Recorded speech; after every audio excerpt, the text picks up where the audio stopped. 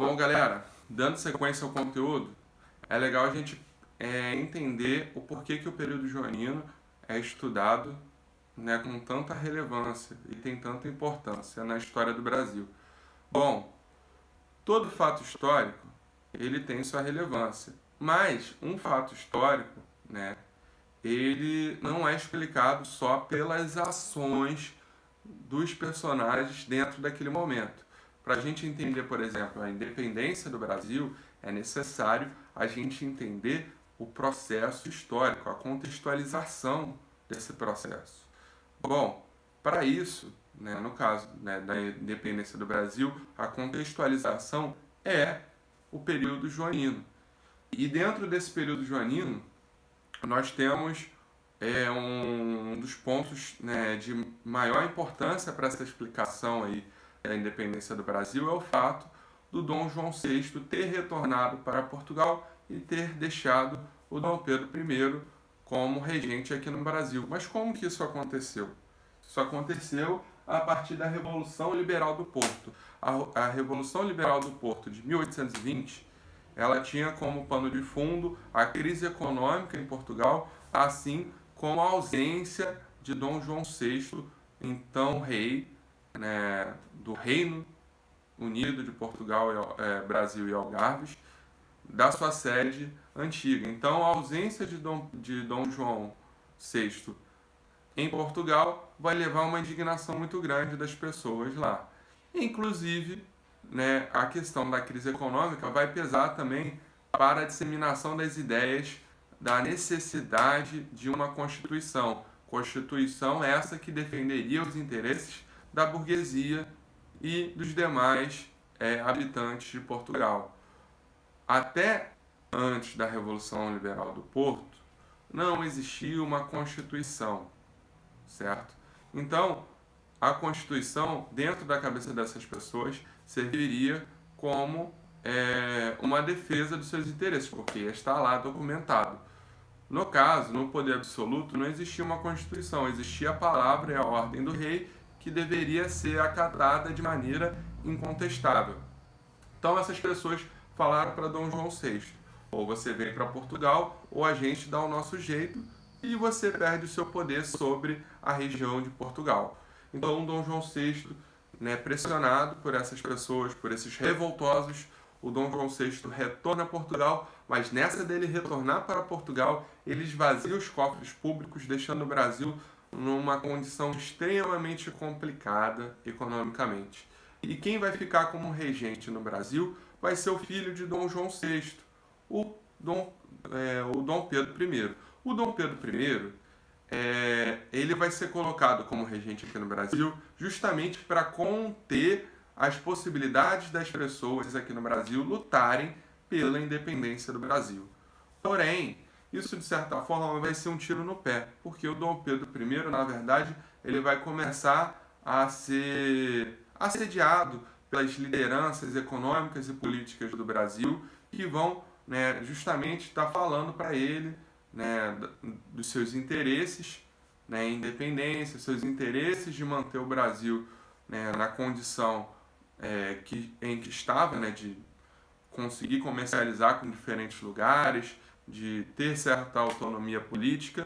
Então essas pessoas queriam manter isso, e uma das formas de manter isso seria a independência. Então essas ideias vão começar a circular nos bastidores, que vão cada vez mais estar em contato com a cabeça do Dom Pedro I.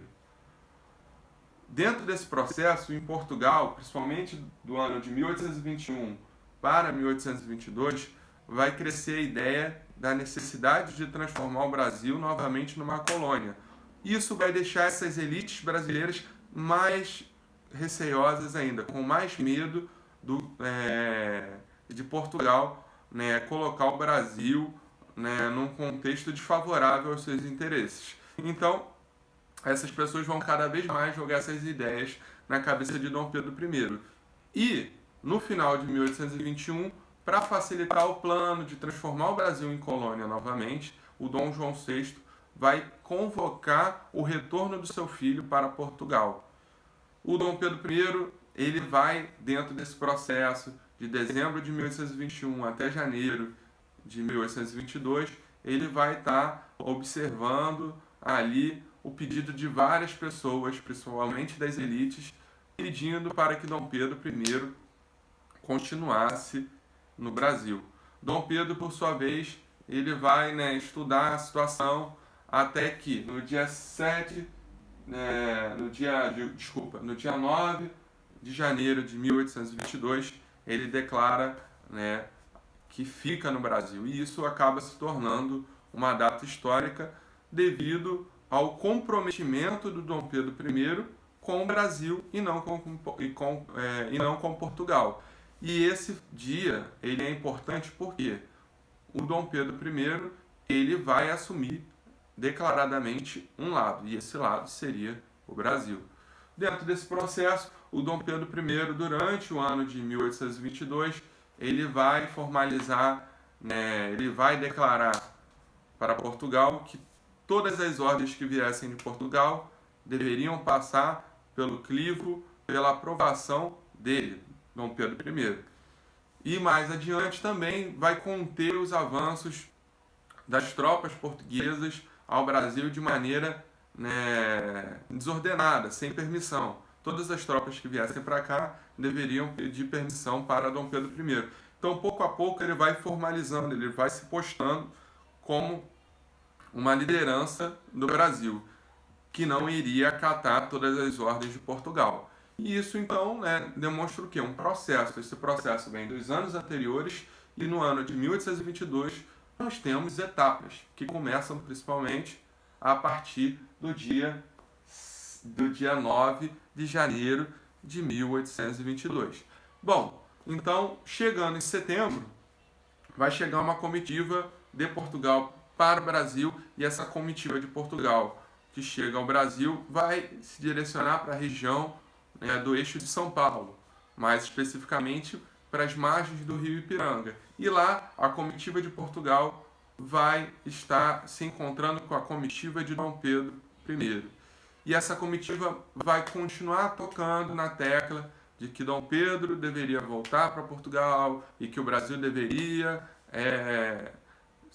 receber as ordens de Portugal, deveria obedecer às ordens de Portugal. E, por fim, o Dom Pedro I ele vai estabelecer que o Brasil não vai respeitar mais nenhuma delas mesmo e que o Brasil seria um país independente. Isso é feito através de uma discussão entre pessoas, o que significa que não houve passividade nas palavras, porém não chegou ao ponto que a pintura, as pinturas relatam, nos livros didáticos sempre abordam as imagens artísticas que foram construídas depois daquilo, e o fato é, essas imagens mostram o quê? Um posicionamento de Dom Pedro I de maneira militarizada, puxando a espada, com bravura, em cima de um cavalo, pessoas se enfrentando, mas na verdade isso não chegou a acontecer dentro daquela discussão entre comitivas. O que ocorreu foi uma afirmação, um posicionamento, uma postura de Dom Pedro I, e essa postura acabou acarretando o início da independência do Brasil, já que dentro do primeiro reinado o Brasil ainda vai ter várias discussões diplomáticas com Portugal, utilizando o apoio da Inglaterra, até conseguir conseguir realmente ter a afirmativa de Portugal aceitando a independência do Brasil. Então é um processo que se inicia em setembro de 1822, a partir do momento que ele afirma que o Brasil é independente, e ele vai se perpetuar por mais uns 3, 4 anos durante o primeiro reinado, certo? Além disso, gente, podemos dizer que não houve banho de sangue naquele momento, mas em outros pontos do Brasil vão haver movimentos de resistência onde personagens que tinham interesse do Brasil continuar submisso a Portugal vão se rebelar contra a medida do Brasil ter se tornado independente. E isso vai gerar luta entre personagens que eram favoráveis à independência e personagens que eram contra a independência. Aí sim teve banho de sangue. Isso ocorre principalmente no Nordeste brasileiro e de certa forma, em regiões próximas ao Norte. Bom, então espero que vocês tenham entendido, né, sobre a independência. É um processo. E a data, inclusive, a data 7 de setembro foi uma data que ela foi indicada depois pelo Dom Pedro I, né, para justamente fazer uma construção de um dia para vangloriar a imagem de Dom Pedro I. Então, os historiadores debatem se realmente foi 7 de setembro ou não.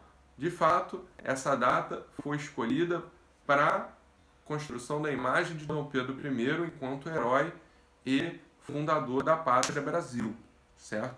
Então, por isso, nós devemos, né, contextualizar essa questão aí da data também. Bom, espero que vocês tenham entendido, galera, e até a próxima.